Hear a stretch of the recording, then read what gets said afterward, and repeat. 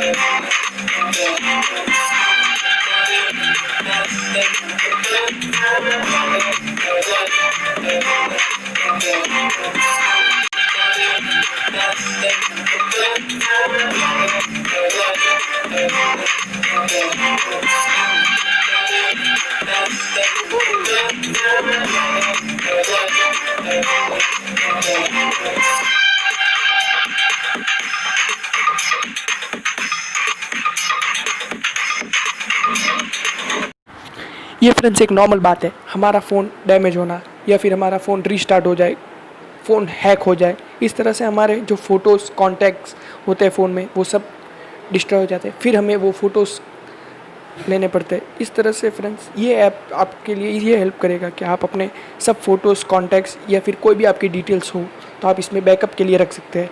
आप वो चाहे डिटेल्स तो अपने फ्रेंड्स के साथ या फिर अपने फैमिली मेम्बर्स के साथ भी सेंड कर सकते हैं।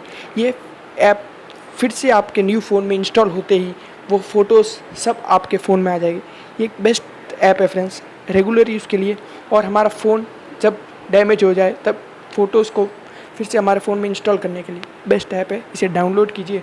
और फ्रेंड्स अगर आप हमारे चैनल में नए हैं तो हमारे चैनल को फ्रेंड्स सब्सक्राइब कीजिए और अपने फ्रेंड्स के साथ शेयर कीजिए।